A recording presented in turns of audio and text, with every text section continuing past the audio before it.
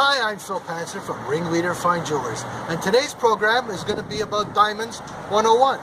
Come on inside, let's warm up. It's bloody cold out here. Today we're going to talk about diamonds. Now, diamonds is a huge topic, so I'm going to probably break it up into a few lessons. But today we're going to talk about where diamonds came from and what they are composed of. Diamonds, as we know, real diamonds were composed and are composed of carbon that was crystallized at approximately 240 miles beneath the Earth's surface, with a very large deposit of them in South Africa. The reason why I say real diamonds is because there's this new kind of diamond out now. It's a lab-created diamond, which I really don't know a heck of a lot about, and it's to explore for a lesson for another day.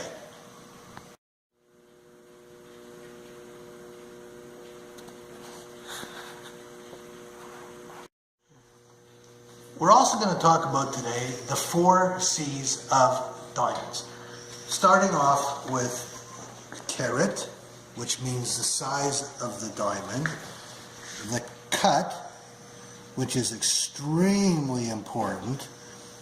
And a lot of people don't put enough emphasis on the cut because if it's not cut right, it's not going to shine. Color, also extremely important because you want to get your biggest bang for your buck and you want to probably stay within the F to H range. When you get into I's and below that, it's starting to get a little bit off color, which would become the presence of nitrogen that's in diamonds that are also with carbon. So the more nitrogen that's in a diamond, the yellower it's going to get. The world is getting shopped out of D and E.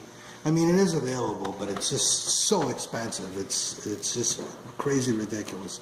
Clarity, very important too, but biggest bang for your buck is usually somewhere within the VS1, 2 to the SI2 range. Once you start getting below SI2, you can have eye visible inclusions, and people don't want to really see that. So we're going to try and stick to biggest bang for your buck stuff is VS2 to SI, we'll say SI2. I try to stay up to SI1 and usually within the G and H color. So what I'm going to put the most emphasis on, which is always underrated, which is cut, which I said before.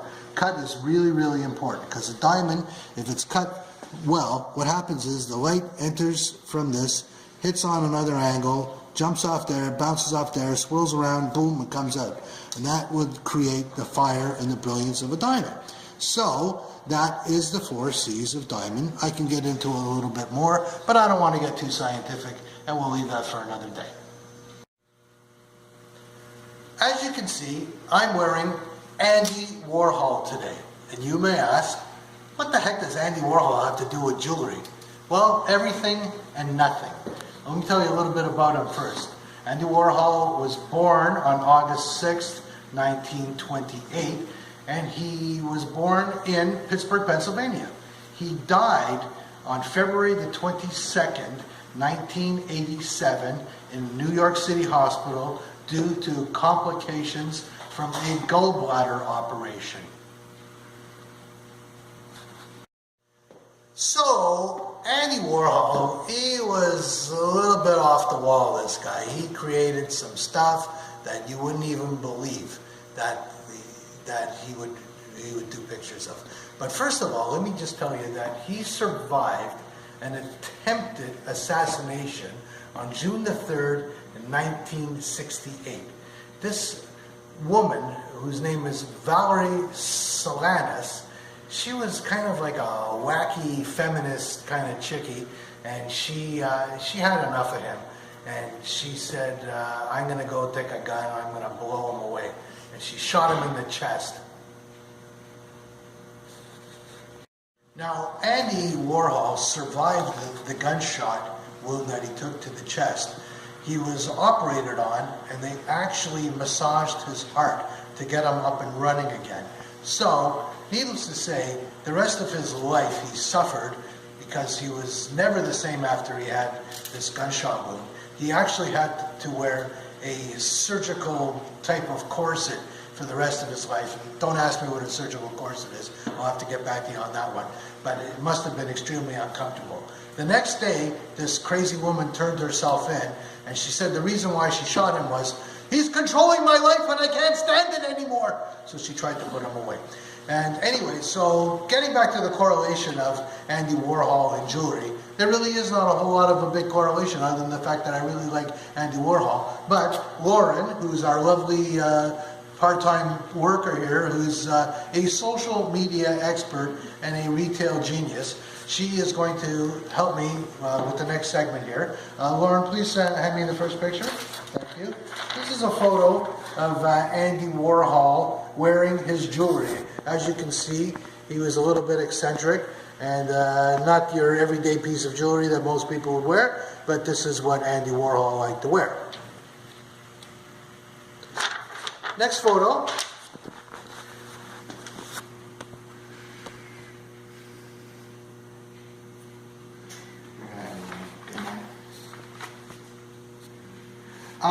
The next picture I'm going to show you is the iconic Campbell's soup can, which Andy Warhol was extremely famous for. He did a whole series of these Campbell's soup cans, and also has nothing to do with jewelry, but I just thought I'd show you what he's famous for.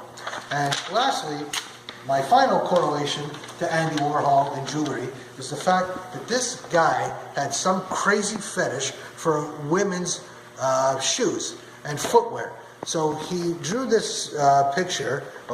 Let's say he painted this fabulous piece of art, which is called Dusty Diamond Shoes.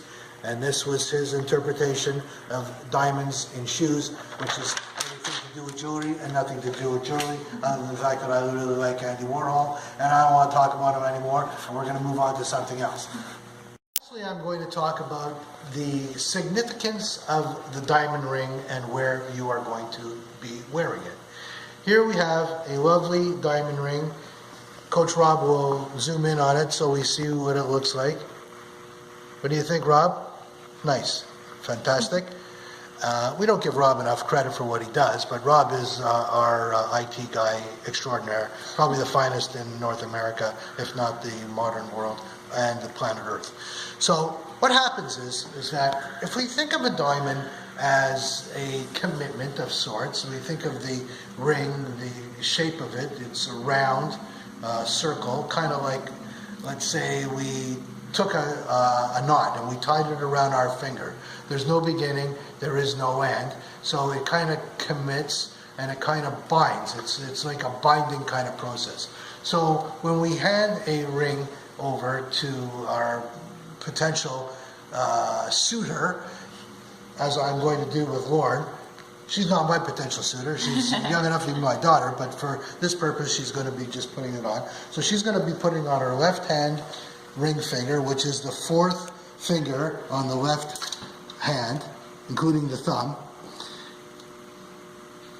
It signifies a commitment to your spouse, to your lover, to your best friend, to your next door neighbor, to your aunt, to your lover, whoever, your secretary, your church, your synagogue, let's say your country, your province, your city, but it's a commitment. And it's a lifelong commitment, not to the secretary and the next door neighbor and the aunt, but if you know what I mean, we have to make a commitment, and it's very, very important that we have it on this finger, because there's a direct tie, as the Egyptians say. From this finger, there's a vein here, and it goes all the way up and around, up and around, and up and down, and it goes right to your heart.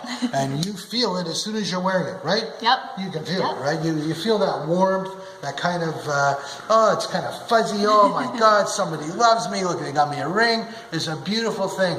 So that's where you wear the ring, and that's where you have to wear it forever, because diamonds are forever. But if you believe that, it's not for sure, because if you give them a shot in the right spot, they're going to break. So look after your diamonds, and that brings me to my next point for our next lesson, which is going to be the care of your diamond. See you soon.